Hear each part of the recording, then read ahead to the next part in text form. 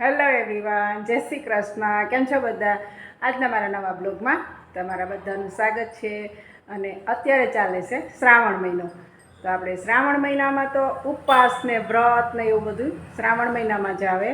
તો આજે આપણે એવી કોઈ ફરાળી આઈટમ બનાવશું કે તમે ઉપવાસમાં વ્રતમાં એ ખાઈ શકો. તો ચાલો આજે હું શું બનાવવાની છે એવું બતાવું. આજે હું ફરાળી પેટીસ બનાવીશ. તો એના માટે મેં લીધા છે બટેટા, અને બટેટાને છે ને વરાળથી બાફવાના છે, પાણીમાં ડાયરેક્ટ આપણે નથી બાફવાના. તો આમાં પાણી લઈ લીધું છે અને આ કાઠો મૂક્યો છે. હવે એમાં તે આવું મૂકી દઈશું અને વરાળથી બટેટા બાફી લઈશું. બટેટા આવી રીતે બધા મૂકી અને 4 થી 5 સીટી થવા દઈશું.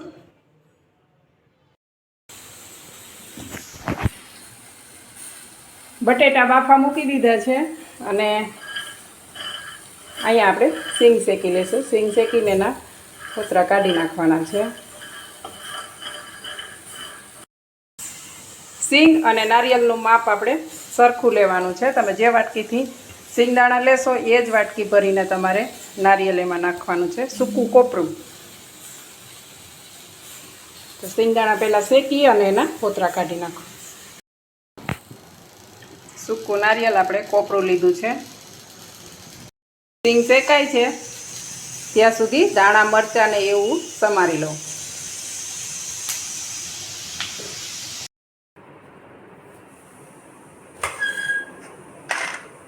સિંગદાણાને આવી રીતે બધા ફોતરા કાઢી શેકીને બધા ફોતરા કાઢી નાખ્યા છે. અને આમાં મેં લઈ લીધા છે મરચાં. હવે એમાં નાખી અને આપણે મિક્સરમાં પીસી લઈશું. આપણે કોથમીર પણ એમાં જ નાખી દઈશું.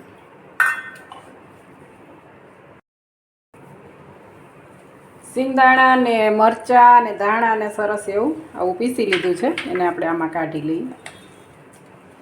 થોડુંક આવું અધકચરું રાખવાનું એટલે એનો સરસ ટેસ્ટ આવે સિંગદાણાનો. એમાં આપણે નાખશું સૂકું કોપરું.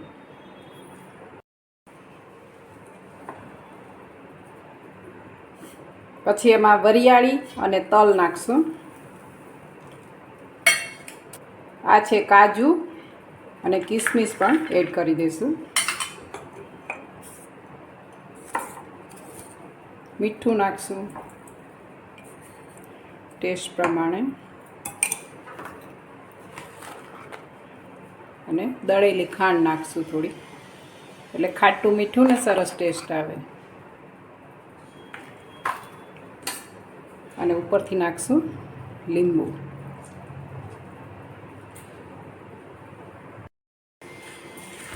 આ બધા મસાલાને આવી રીતે મિક્સ કરી લઈશું.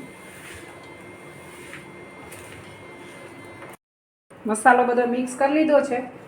હવે આપણે એમાં એક આવું નાનું બટેટું છીણીને નાખશું, એટલે એનાથી બાઇન્ડિંગ આવી જાય સરસ એવું.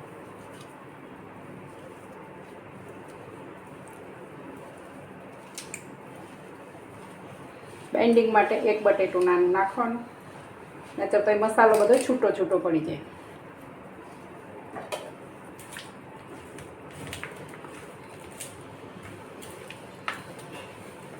મિક્સ કરી અને નાના નાના આપણે ગોળા બનાવી લઈશું. બટેટા જે મેં બાફીને રાખ્યા હતા એને સરસ એવા મેં આપણે છીણી લીધા છે. કેમ કે આપણે ઉપરનું પડ એનું કરવાનું છે ને, તો જો તમે ખાલી એને બટેટાને મસળી લેશો ને તો અંદર નાની નાની ગાંઠ આવશે. અને આવી રીતે છીણીને કરશો ને તો એનું ઉપરનું લેયર બહુ સરસ થશે. હવે થોડો થોડો આપણે લોટ, તપકીરનો લોટ નાખી અને આવી રીતે લોટ બાંધી લેશું. લોટ સરસ બંધાઈ ગયો છે. જો કેટલો સરસ થઈ ગયો છે. એકદમ મસળી લઈએ ને એટલે આવો સરસ ચીકણો થઈ જશે. હવે એમાંથી આપણે નાના નાના બોલ બનાવી લઈશું. થોડીક વાર આવી રીતે મસળવાનો એટલે બહુ સરસ એનું બાઇન્ડિંગ આવી જશે. હવે મીડિયમ સાઇઝના એવા નાના બોલ બનાવી, નાના નાના બોલ બનાવી અને આવા લોટવાળા કરી કોરા લોટમાં રગદોળી અને આપણે જે લીંબુ શરબત બનાવવાનું મશીન હોય એમાં આવી રીતે પ્રેસ કરી દેવાનું. જો આવું સરસ થઈ જશે. પછી આપણે જે મસાલાના બોલ બનાવીને રાખ્યા છે આવી રીતે અંદર મૂકી અને જે આપણે પૂરણ બનાવીને રાખ્યું છે એને આવી રીતે કરીને આમ બંધ કરી દેવાનું, ઉપરથી ફિલિંગ કરી દેવાનું. આવી રીતે આપણે બધા પેટીસ આવી રીતે બધી તૈયાર કરી લઈશું. થોડો કોરો લોટ લેતું જવાનું એટલે ચોટે નહીં હાથમાં.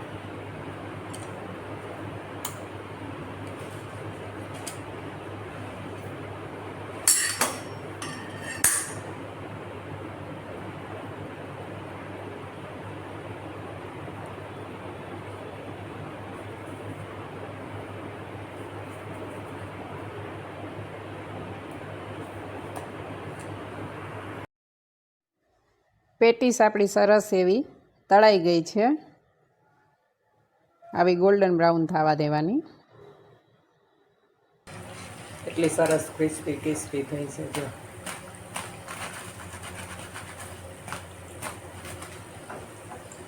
બધું તેલ નિતારી અને કાઢી લઈશું.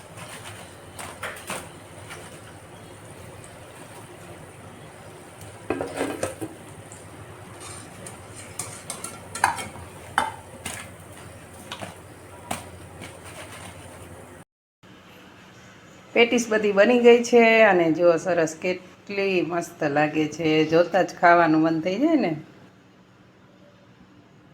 તમે આવી રીતે ઘરે બનાવશો ને તો તમે બજારમાંથી ક્યારેય નહીં લઈ આવો, એટલી સરસ ટેસ્ટમાં બની છે.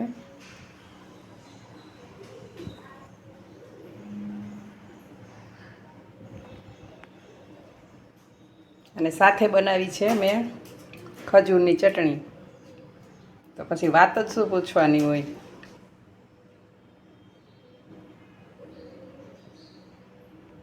તો આવી રીતે ચોક્કસ ટ્રાય કરજો. અને આજનો મારો બ્લોગ તમને જો પસંદ જ આવ્યો હોય તો લાઈક કરજો, શેર કરજો અને ચેનલમાં નવા હોય તો ચેનલને સબસ્ક્રાઈબ કરી લેજો.